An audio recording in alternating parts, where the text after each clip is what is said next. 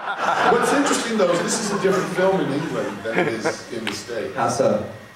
There's a lot of jokes in here that the English really appreciate that the Americans just go right over their heads. And also, when this was made in 1981, they still only had 3 channels. So the part that got a huge response in England was when he watches TV and one starts. And that test padding, that woman, that little girl, she's still alive. Yeah, I had to get her permission. I grew up watching that. Yeah, I had to get her permission to show it. Yeah, I mean, and Naughty Nina, everyone thinks I shot totally that. For real. That's a real commercial. I paid Nina Carter, I think, $10,000. So I got the commercial for free from News of the World, but I had to pay her. No, it's a totally accurate portrait of British television. Yeah, people think I'm making fun. Oh, that's real. You said that Rick Baker basically conceived of all of it, well in advance. Well, in fact, for so many years I kept telling him we're going to make this movie. That this is in the documentary. You can watch this. But Rick tells it better than me. But he was approached to make a movie called The Howling, and so I finally got the money, and I called him, and he said, "Oh, I'm kind of making a werewolf movie." What? And he goes, "Yeah, for Joe Dante, it's called The Howling." "Well, you didn't show him the Chango heads." "Yeah, I sort of did." You fucker, I went crazy. So what happened was, his assistant, who's very brilliant at that time, named Rob Bottin, did The Howling, and then Rick came to London and worked on Werewolf, but I was really pissed off. Speaking of Frank Oz and Jim Henson, I mean, you got Frank Oz in the movie, and then a little bit later we get the footage from the Muppet Show, and they shot that special for me. They were especially for you? Well, this is 1981. They were doing the Muppet Show in England, in right? London at the time for ITV, and I'm since a kid a big puppet fan, and Jim Henson was a great idol of mine. I'll tell you a good story that has nothing to do with anything. But the Muppets. Have you ever seen the first Muppet movie, which is called The Muppet Movie? Thank you. Do you remember the end of it where there's every Muppet, and they're singing that song at the end, and there's every Muppet. There's like 400 puppets. The huge pit on CBS Radford in LA. And I just made Animal House. It was 1970, I think Animal House had come out, so 78. But I was such a fan of the Muppets. I went over there and became friends with Jim and Frank. And I'm privileged to tell you that because Frank was up front doing Piggy, and Jim was up front doing Kermit, Grover, moi. And so I'm doing Grover, and I'm in the pit with, 400 puppeteers.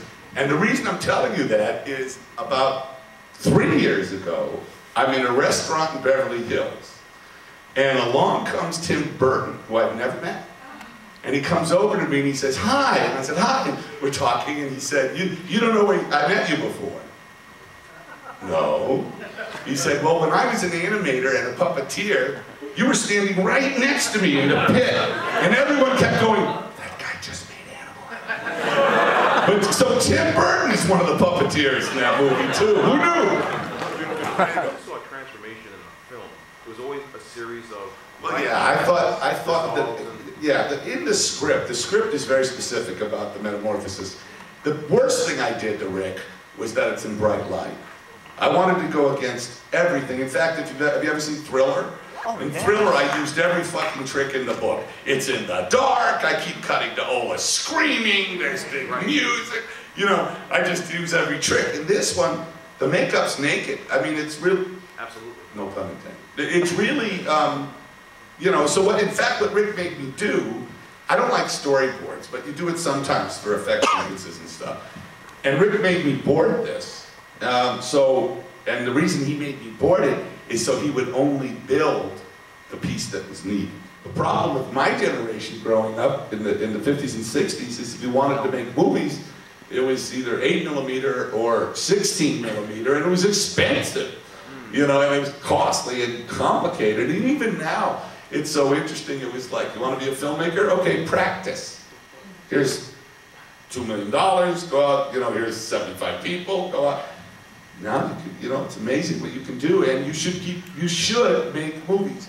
And just write, 5-minute movies, 10-minute movies, get a bunch of people together and make a feature, like those Paranormal Activity guys. And, if it's good, and by good, I don't mean quality, I mean the horrible business sense of good, meaning that somebody thinks they can make money with it, then you'll sell it. It's not a joke, it's a real thing that if the music is upbeat at the end of a movie, so is the audience walking out. That's why so often you'll see some, movie and then at the end it's some John Williams story, bum, bum, bum, bum, bum, bum, bum, you didn't watch crap, it was really good, and it was like, and honestly, it is a totally down ending. And I knew, that's also the abruptness of it is very deliberate. Yep. Two quick questions. One, in the recent months I've heard that there was talk of a remake or something.